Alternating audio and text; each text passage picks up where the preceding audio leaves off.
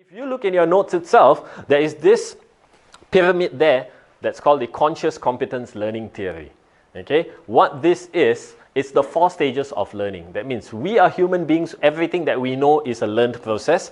Everything that we know is a learned process, and everything that we have learned has gone through these 4 stages. Right? Stage 1 means unconscious incompetence. Unconscious incompetence means I don't know what I don't know. Alright? When you don't know what you don't know, you can never learn because there's no value to learning it. Alright? And that's why I mentioned just now, all learning begins with self-awareness. You must be aware of what you're good at and what you're not good at so that you can improve on all the things that you're weak at. Alright? At stage 1, there is a lack of self-awareness. There is no value attached to learning something new. Learning only begins at stage 2. Stage 2 is conscious incompetence, meaning I now know what I don't know.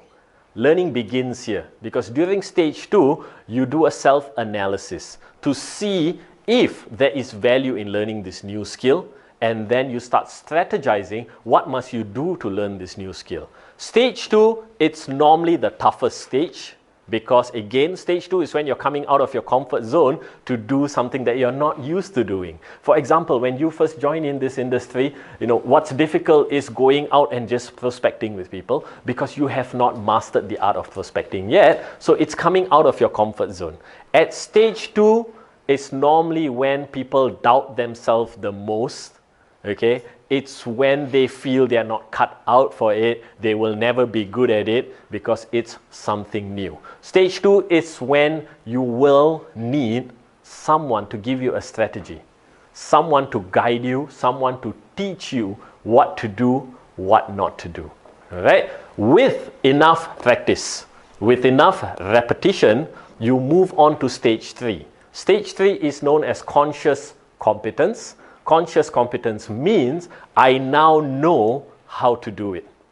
I now know how to do it, meaning you no longer need someone to guide you, hold your hands to show you what you need to do. You can more or less do it on your own, but it's still going to need a lot of focus. Okay, this is the time where there is a lack of focus. Guess what? The skills are not so good. When the focus is there, the skill is very good.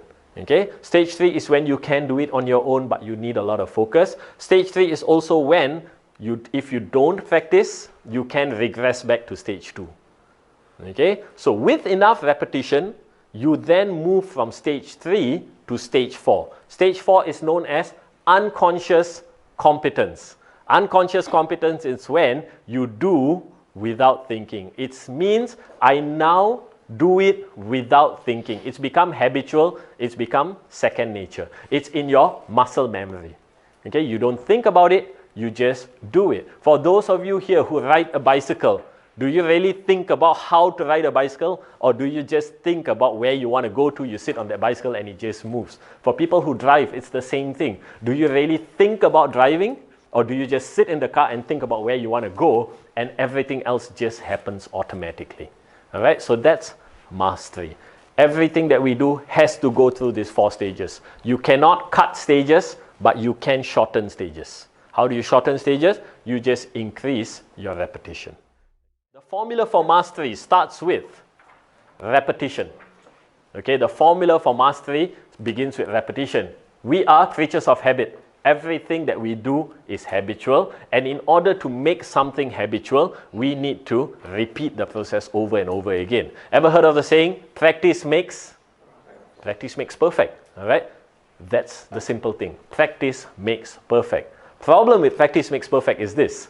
You practice doing it wrong, you make whatever is it that you're doing wrong really good. Meaning, you master doing things wrong. Okay, that's why practice makes perfect. Repetition has got to be coupled with the right strategy. Okay, you need to learn the right way of doing things, because if you continue doing things wrong, you are going to master doing it really wrong.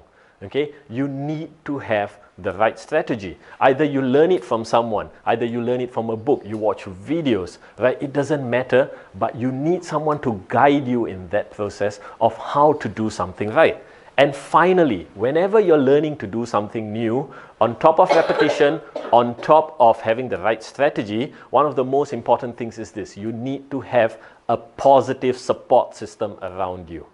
Okay, you need to have a positive support system around you, simply because when you are learning to do something new, guess what is it that you're really doing? You're coming out of your comfort zone, okay, and you're doing something that you're not quite used to doing.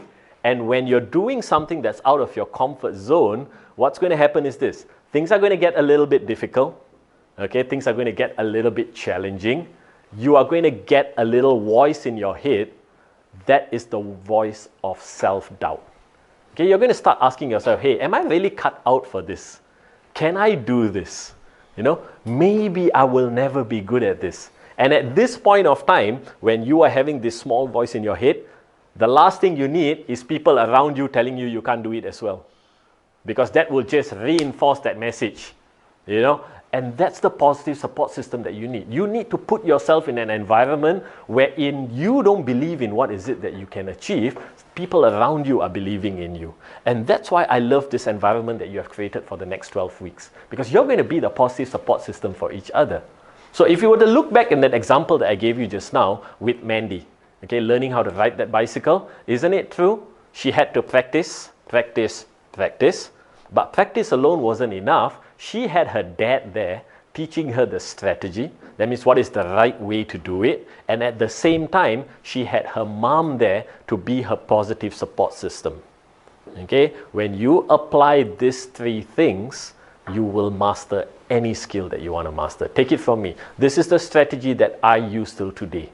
Okay? For anything that I want to master, I just tell myself, I need repetition, I need the right strategy, I need a positive support system.